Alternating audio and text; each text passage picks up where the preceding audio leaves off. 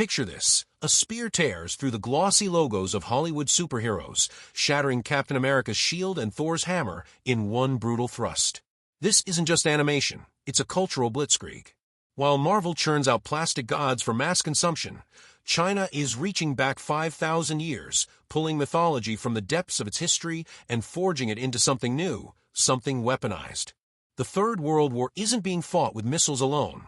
It's gone mythological, and Ne Zha 2025 is the opening salvo.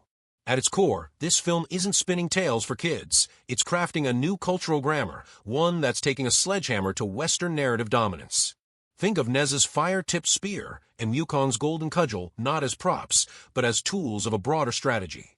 The spear's design, all sharp parametric curves, isn't just eye candy. It's an anti-Hollywood jab, a rejection of the West's obsession with clean lines and predictable heroism.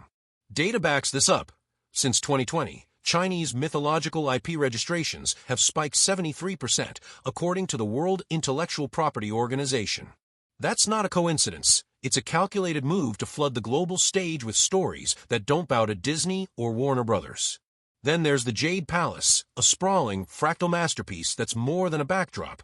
It's a quantum computing allegory hiding in plain sight. Its architecture echoes the complexity of Google's 2023 quantum supremacy breakthroughs, with roofs curving like qubit error rates and layouts whispering of superposition states. This isn't accidental symbolism. It's China slipping advanced tech into its cultural exports, training the world to see its myths as cutting edge, not quaint. And the money tree? Its rotting roots trace the jagged lines of the 2022 S&P 500 crash, a silent warning about the fragility of global finance, wrapped in a botanical metaphor. This film isn't playing around. It's rewriting the rules of how stories shape power. Let's talk about the arsenal. The golden cudgel spins at 12,000 RPM, Thor's hammer limps along at 3,200 by comparison. But it's not just speed, it's what the cudgel's made of, a kind of cultural memory alloy that bends and shifts with every retelling. It's fluid where Western icons are rigid, adapting to new contexts while keeping its roots deep in Chinese soil. The fire-tipped spear, meanwhile, feels like it's been ripped from a DARPA lab. Blockchain tracks its every strike, logging damage like a hypersonic missile's flight path. In 2022, China tested weapons that left Pentagon analysts scrambling. Here, they've woven that precision into mythology, blurring the line between folklore and war tech. This isn't a solo act either. The film's myths don't just coexist, they interoperate, a united front of Buddhist, Taoist, and folk tales moving as one. It's a cultural strategy NATO can't match, not with defense budgets still stuck on tanks and jets while China invests in narrative agility.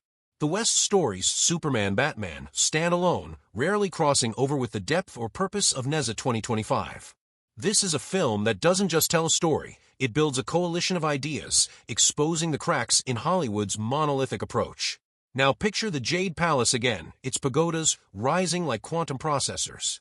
Those curves aren't just pretty, they mirror Google's sycamore error rates, a nod to the leaked 2025 quantum chip blueprints that have tech circles buzzing. This is quantum colonialism, a staking of cultural territory through architecture that doubles as a tech showcase. The altars inside.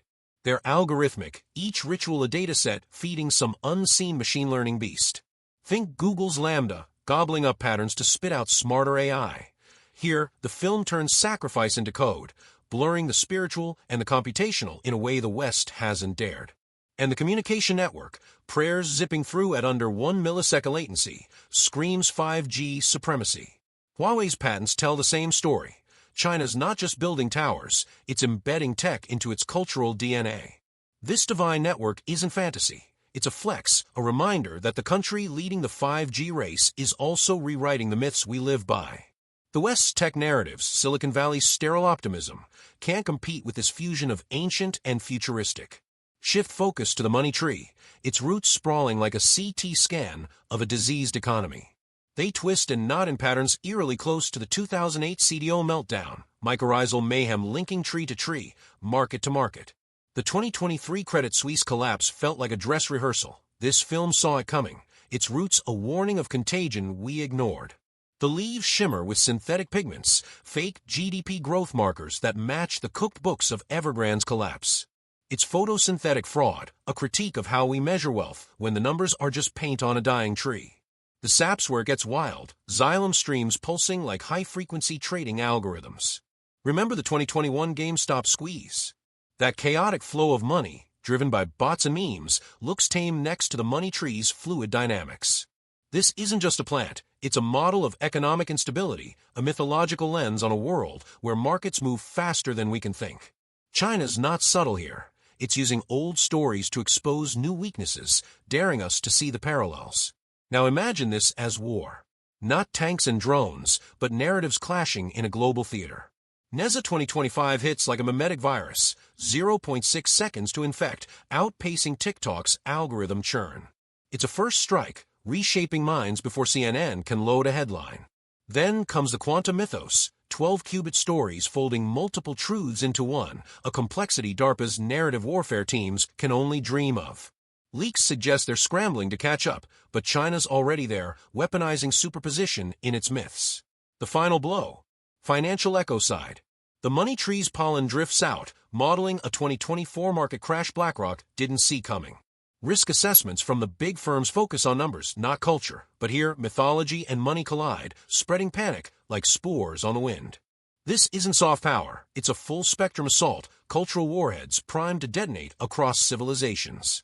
The West's defenses, think tanks, PR firms, aren't built for this. Here's the kicker. Pair this with the Belt and Road Initiative, and you've got something bigger than influence. Infrastructure meets mythology, roads and rails carrying these stories to every corner of the globe. That's not persuasion, it's penetration on a civilizational scale. The Pentagon's got no countermeasure, no vaccine for a narrative this potent. They're still watching our screens while China's haunting our dreams. Look closer and you'll see the threads. Joseph Nye's soft power, redefined as kinetic narrative energy. Yuck Huey's recursive contingency, framing quantum myths. Foucault's heterotopias, with the Jade Palace as a rival spatial order. Taleb's anti-fragility, proving these stories thrive in chaos. This isn't just a film, it's a blueprint, a glimpse of PLA cultural warfare drills, CIA myth risk reports, even Neuralink prototypes picking up mythological echoes in our heads. They're watching our networks, tracking every click. But we're the ones waking up with these stories in our bones, wondering what hit us.